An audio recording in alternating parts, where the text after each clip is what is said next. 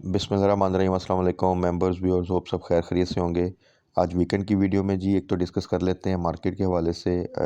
आप सबको पता है कि लास्ट वीक में यूक्रेन रशियन कॉन्फ्लिक्ट की वजह से ऑल ओवर द वर्ल्ड एक मार्केट में प्रेशर आया और हमारी मार्केट जो कि पहले ही वॉलेटिलिटी और अनसर्टेनिटी को फेस कर रही थी ड्यू टू लोकल इश्यूज़, तो उसने एक अच्छा खासा डिप लिया।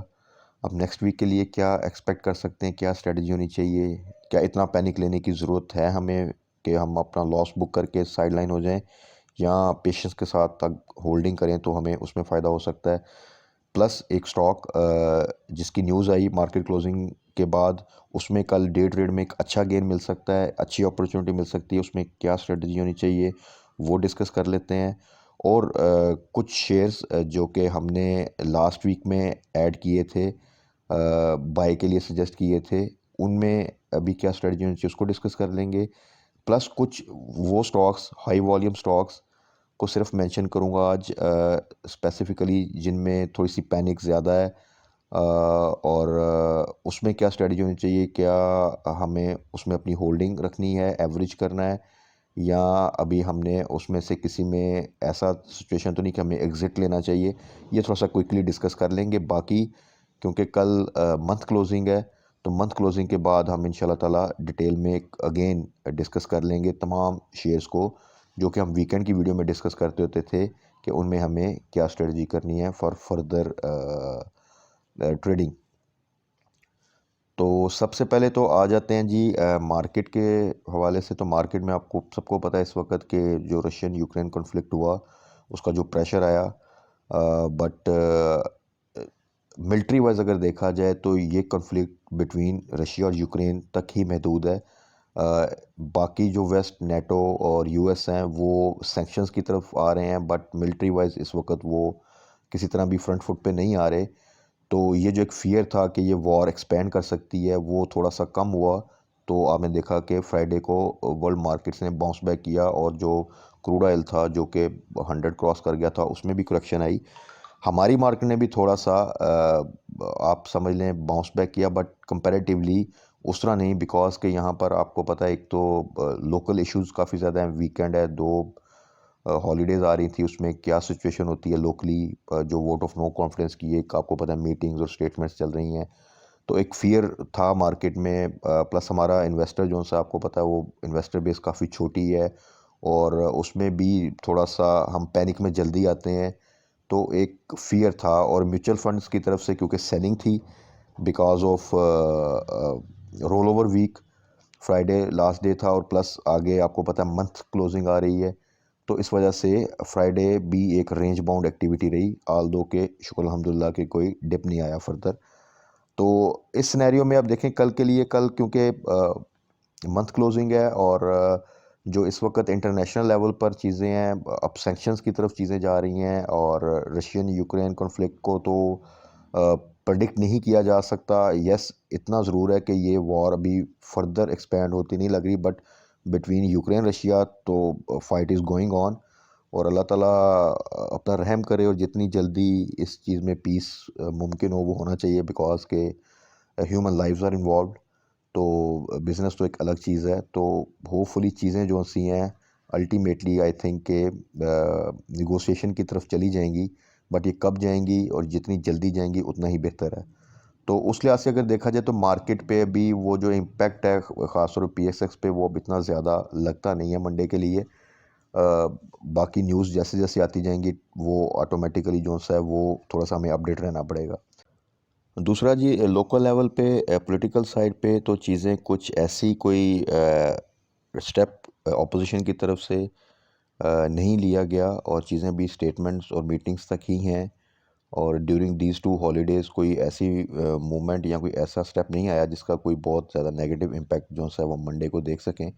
तो अगर इंटरनेशनल लेवल पे चीज़ें कोई ज़्यादा ख़राब नहीं होती, कोई बैड न्यूज़ नहीं आती इंशाल्लाह ताला, तो देन हम कल एक अच्छी रिकवरी जो सी है वो पीएसएक्स में देख सकते हैं, और कुछ बेहतर मंथली क्लोजिंग हम देख सकते हैं। और उसमें जो कि लास्ट वीक में due to international issue plus royal week, और जो म्यूचुअल फंड की एक सेलिंग की वजह से जो हाई वॉल्यूम स्टॉक्स हैं उनमें आपने एक अच्छा खासा डिप देखा, उनमें कल एक अच्छा हम बाउंस बैक देख सकते हैं।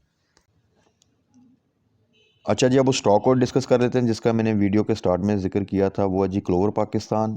अपॉर्चुनिटी क्या है? अपॉर्चुनिटी ये है कि ये डिफ़ॉल्टर काउंटर में था और फ्राइडे को मार्केट क्लोजिंग के बाद तकरीबन 5 बजे के बाद इसकी न्यूज़ आई है कि इसको डिफ़ॉल्टर काउंटर से नॉर्मल काउंटर में शिफ्ट कर दिया गया है। जो भी इसने रेक्टिफिकेशन की रिगार्डिंग ऑडिटेड अकाउंट्स और एजीएम के हवाले से। करंट रेट इसका 19.1 है। 1 ईयर रेंज भी इसकी यही है, तकरीबन 19 इसका लो है और 71.65 इसका हाई है। 2018 में अगर आप डाटा देखें हिस्टोरिकल, तो ये 250 से भी प्लस पे ट्रेड करता था। फिर इसमें काफ़ी इश्यूज़ हुए। इनकी जो एक एसोसिएट कंपनी थी के पास मेजर होल्डिंग थी, उन्होंने काफ़ी ज़्यादा सेलिंग की। और इसके अलावा फिर हेस्कोल का जो इशू आया, उसमें भी इनकी मैनेजमेंट का कुछ इन्वॉल्वमेंट आ रही थी, जिसकी वजह से इसमें प्रेशर ही रहा। साइड आइटम था तो ये काफ़ी, जिसे कहते हैं, तेज़ी से डाउन साइड पे आया और डिफ़ॉल्टर काउंटर में जाने की वजह से ये अपनी इस वक्त लो प्राइस के पास है।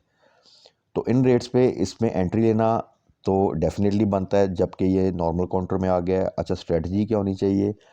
देखें, साइड आइटम है, लो वॉल्यूम आइटम है, चांसेस यही हैं कि हाई साइड पे ओपन होगा। अब अगर तो ये 2-3% हाई पे भी ओपन होता है तो आप उसमें एंट्री लें। और अगर आप डे ट्रेड चाहते हैं तो कैप पे इसकी देखें, अगर तो ये कैप हो जाता है तो देन होल्ड। अगर ये कैप लगता है और फिर ओपन होता है तो देन आप कैप पे सेलिंग करें। तो आप डे ट्रेड में भी तकरीबन 4-5% का भी आपको गेन मिल सकता है। अगर आप इसको होल्ड करते हैं फॉर कपल ऑफ डेज़ और चीज़ें थोड़ी बेहतर ही रहती हैं, तो इसमें पूरा पोटेंशियल है कि ये अगर मंडे को कैप करता है तो ये आगे भी फर्दर 1-2 कैप जो है वो लगा दे, तो फिर एक अच्छा गेन आपको मिल सकता है। At the same time in price पे इसमें अब फर्दर रिस्क के चांसेस और लॉस के चांसेस कम हैं और आप कुछ ना कुछ गेन करके ही जाएंगे। सिर्फ एक रिस्क है कि अगर ये नियर टू कैप ओपन होता है कल मार्केट स्टार्ट में, तो वहाँ पे सिर्फ ये है कि अगर तो आप होल्ड कर सकते हैं, आपके पास थोड़ी सी होल्डिंग पावर है फॉर कपल ऑफ डेज़, तो देन आप एंट्री लीजिएगा। बिकॉज़ कि अगर आप नियर टू कैप एंट्री लेते हैं और किसी वजह से ये फिर थोड़ा सा डिप ले लेता है, तो फिर आपको होल्ड करना पड़ेगा, वो डे ट्रेड नहीं आपको मिल सकती।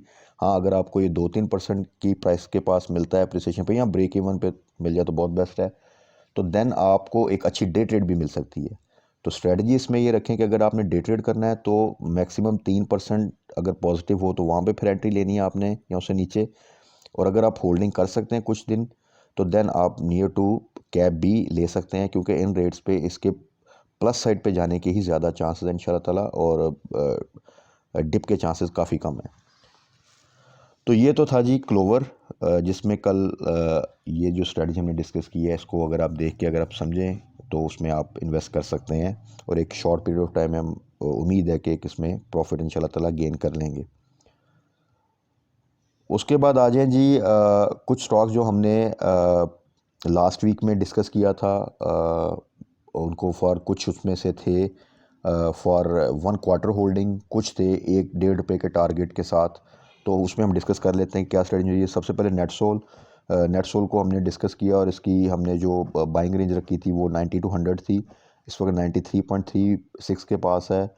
जिन्होंने लिया है 100 या 100 से नीचे होल्ड करें, नथिंग टू वरी, होल्ड करना है अपने नेक्स्ट क्वार्टर रिजल्ट तक। ये इंशाल्लाह ताला आपको बड़ा अच्छा गेन दे के जाएगा। साथ साथ हम इसको डिस्कस भी करते रहेंगे और जिन लोगों ने अगर कहीं हाई साइड पे बाय किया हुआ तो वो एवरेज कर सकते हैं कल डिप पे। नेक्स्ट है जी साज़गर इंजीनियरिंग को भी हमने लास्ट वीक में किया। ये इस वक्त 84.45 पे, जिन्होंने बाय किया है होल्ड करें, इनिशियल टारगेट 100 को सेट करें, वहाँ पे प्रॉफिट टेकिंग करनी है इंशाल्लाह ताला। उसके बाद आ जाए जी क्रिशन स्टील। इसको हमने टारगेट किया था कि पीएम का जो रशियन विजिट है उसमें ऑब्वियसली गैस पाइपलाइन का जो सा है उसके ऊपर कुछ भी डेवलपमेंट होगी तो उसका बेनिफिट्स को जाएगा। बट इंटरनेशनल इशू की वजह से इसमें एक प्रेशर आया ड्यू टू मार्केट की वजह से। तो टारगेट हमारा यही था कि 42 टू 45 के दरमियान हमने इसको बाय करना है। इस वक्त ये 41.18 के पास है। जिन्होंने बाय किया होल्ड करें इंशाल्लाह ताला। टारगेट हमारा 50 था, 50 को ही टारगेट करें। जैसे ही 50 के पास आए या उसको क्रॉस करे और अगर कैप नहीं है तो वहाँ पे आपने प्रॉफिट टेकिंग करनी है। उसके बाद आ जाए जी बीओपी। बीओपी को हमने टारगेट किया था फॉर 1 to 1.5 रुपी गेन के लिए, बड़ा अच्छा रिजल्ट आया विद बोनस जो कि इसने बड़े अरसे बाद दिया। तो उसमें आप इसको जो सा टारगेट हमारा ये था कि अराउंड 8 के पास हम बाय करेंगे ड्यू टू आपको पता है मार्केट कंडीशन, इसने डिप लिया और ये इस वक्त 7.75 के पास है। बेस्ट रेट है, यहाँ पे बाय करें। 1 रुपये का टारगेट कर लें, 1 से 1.5 रुपये का, तो आपको एक अच्छा जो सा वो गेन मिल सकता है। इसकी जो बुक क्लोजर आई थिंक वो 22 या 23 मार्च के आसपास है। तो आप देख लें कि ये तकरीबन 2-2.5 हफ्ते में ही इसने जो मूवमेंट करनी है वो डेफिनेटली करेगा और उसमें आपको एक अच्छा गेन मिल सकता है। उसके बाद आ जाएं जी पैंथर टायर। पैंथर टायर का रिज़ल्ट भी ठीक आया है और ऑब्वियसली पे आउट तो एक्सपेक्टेड नहीं था। इसका जो रेट है वो बहुत अच्छा है। तो इस रेट पे जिन लोगों ने इसको भी हमने टारगेट किया था, जिन्होंने बाय किया, वो होल्ड करें इंशाल्लाह ताला। तो ये इंशाल्लाह ताला अनकरीब जैसे मार्केट थोड़ा सा भी बेहतर होती है तो आप इसको ईज़िली 40+ पे देखेंगे तो वहाँ पे आप इसकी प्रॉफिट टेकिंग कर सकते हैं। नेक्स्ट है जी फौजी फूड्स। इसको भी हमने 1-1.5 रुपये का टारगेट रख के इसमें लास्ट वीक में मेंशन किया था और मार्केट डिप की वजह से ये इस वक्त 7.96 के पास है। कल अगर आपको ये डिप पे या ब्रेक इवन पे मिलता है, वहाँ पे अगर आप एवरेज करना चाहें एवरेज करें, और जैसे ही जो कल आप बाय करें उसको 50 पैसे के टारगेट पे सेल कर दें, और जो पहले से आपने बाय किया उसको वही 1 रुपये का टारगेट रखें। टारगेट इसका रखें कि आप 9.5 के आसपास इसमें प्रॉफिट टेकिंग कर सकते हैं। तो ये थे वो शेयर जिनको हमने लास्ट वीक में मेंशन किया था। उसमें इस वीक के लिए क्या स्ट्रेटजी है वो हमने डिस्कस कर ली है। इसके अलावा जी वो तमाम शेयर जिनको हम वीकेंड की वीडियो पे डिस्कस करते हैं कल, क्योंकि मंथ क्लोजिंग है, और इंशाल्लाह ताला कल वही शेयर जिनमें अच्छा खासा डिप आया, और म्यूचुअल फंड की जब भी सेलिंग आती है तो उनमें आप डिप देखते हैं जिनमें TRG भी है, टेली भी है, डबल जेल भी है, ट्रीट भी है। ये तमाम वो स्टॉक्स हैं, TPLP, TPL, जिनमें आप हमेशा काफ़ी ज़्यादा वॉलेटिलिटी देखते हैं जबकि म्यूचुअल फंड की स्पेसिफिकली सेलिंग आती है, और यही हमने लास्ट वीक में देखा। और तो कल मार्केट क्लोजिंग के बाद, क्योंकि मंथ क्लोजिंग है, तो इंशाल्लाह ताला उन सब में एक बाउंस बैक जो सा एक्सपेक्टेड है। तो कल जो सा क्लोजिंग के बाद हम उनको डिटेल में डिस्कस कर लेंगे, जिस तरह कि हम वीकेंड की वीडियो में डिस्कस करते होते हैं।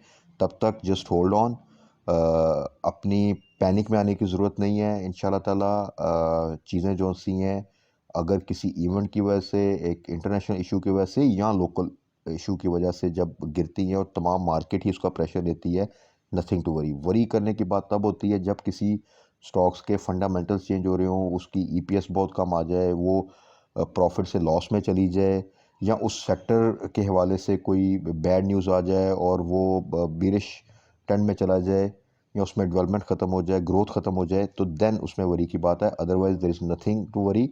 इंशाल्लाह ताला कल मार्केट क्लोजिंग के बाद हम उन तमाम शेयर्स को डिस्कस कर लेंगे जिस तरह कि हम वीकेंड की वीडियो में डिस्कस करते हैं। बाकी जो स्ट्रेटजी क्लोवर के हिसाब से हमने डिस्कस किया है उसको अगर आप फॉलो करना चाहें तो इंशाल्लाह ताला एक अच्छी अपॉर्चुनिटी हमें मिल सकती है। जो लास्ट वीक में हमने शेयर डिस्कस किए थे उनको हमने डिस्कस कर लिया। कल के लिए hope for a good recovery इंशाल्लाह ताला। अगर चीज़ें थोड़ी सी बेहतर रहती हैं, जो कि नज़र आ रहा है कि जो इस वक्त उनका लेवल है वो उसी लेवल पे सस्टेन करेंगी, लोकली भी और इंटरनेशनली भी, तो कल मार्केट क्लोजिंग के बाद हम फर्दर चीज़ों को डिटेल में डिस्कस कर लेंगे। तब तक अपना ख्याल रखिएगा, दुआ में याद रखिएगा। स्टे स्ट्रॉन्ग, स्टे ब्लेस्ड, अल्लाह हाफिज़।